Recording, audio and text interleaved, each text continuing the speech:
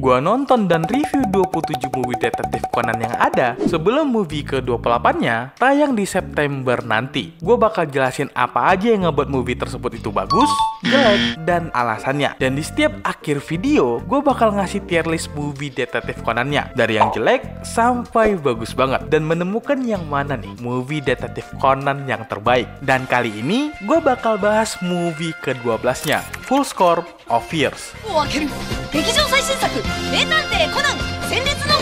Full Score of Fears rilis pertama kali di Jepang 18 April 2009. Movie-nya ini mengambil timeline di antara episode 504 dan episode 505. Bercerita tentang pembunuhan berantai yang melibatkan beberapa musisi berbakat di Akademi Domoto Musik. Conan juga harus melindungi salah satu korban dan mengungkap apa kaitan pembunuhannya ini dengan kematian tunangan Reiko di masa lalu. Jujur, movie-nya ini nggak sebagus dengan apa yang gue ingat. Gue mulai dari kasusnya deh. Secara kasusnya menurut gue cara pembunuhannya itu terlalu maksa dan butuh hoki yang tinggi. Kayak kasus keduanya ini. Maksud gue, lu ini pemilik toko loh. Masa lu nggak bisa mencium bau gas? Ya dimana lu kerja di ruangan itu tiap hari. Apalagi ini ruangannya udah penuh bau gas dan lu malah hidupin korek. Kayak nggak mungkin sebodoh itu dong. Apalagi lu juga dari luar, yang dimana lu pasti bisa kecium kok bau gas. Atau kasus ketiganya yang cuma dijelasin pakai kata-kata doang. Padahal kalau dipikir-pikir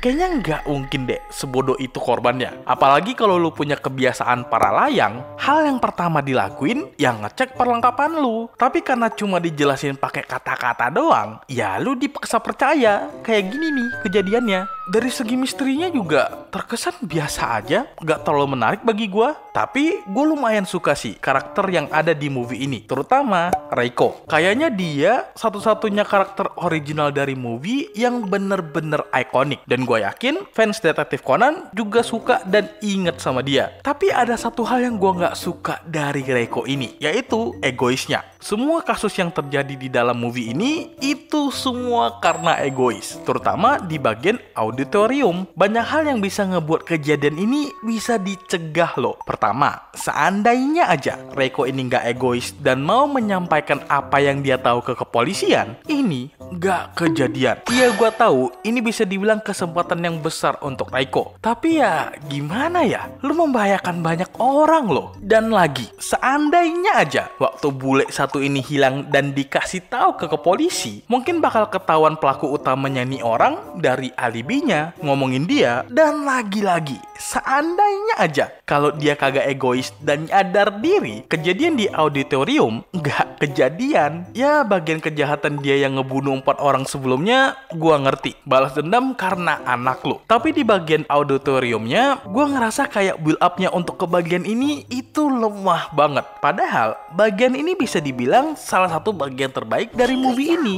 Dan ada beberapa momen yang gue suka dari movie ini. Contohnya scene ini, kinda cool but kinda stupid at the same time. Tapi ya nggak apa-apa. Kalau untuk musiknya, ya gue nggak bisa komentar banyak. Gue bukan pendengar musik klasik. Tapi movie ini untuk orang yang dengerin atau tertarik ke musiknya, movie ini bener-bener ngasih elemen dari segi musik dan suasana yang nyaman untuk didengerin. Dan bagi orang yang nggak dengerin musik klasik juga, movie ini ngasih kita kenyamanan dengan musik-musik klasik yang populer. Bahkan orang yang nggak dengerin musik klasik kayak gue gini juga tahu lagunya. Untuk tier listnya sendiri, gue bakal naruh movie ini di biasa aja. Nggak jelek, tapi nggak sebagus yang gue ingat. Mungkin kalau orang yang suka tipe musik kayak gini, movie ini bisa di atas biasa aja. Karena bisa dibilang ini hal yang paling menonjol dari movie ini. Tapi untuk movie detektif Conan, bisa dibilang movie ini ya lemah dari segi kasus dan misterinya. Dan di video selanjutnya, gue bakal bahas movie ke-13-nya, The Raven Chaser.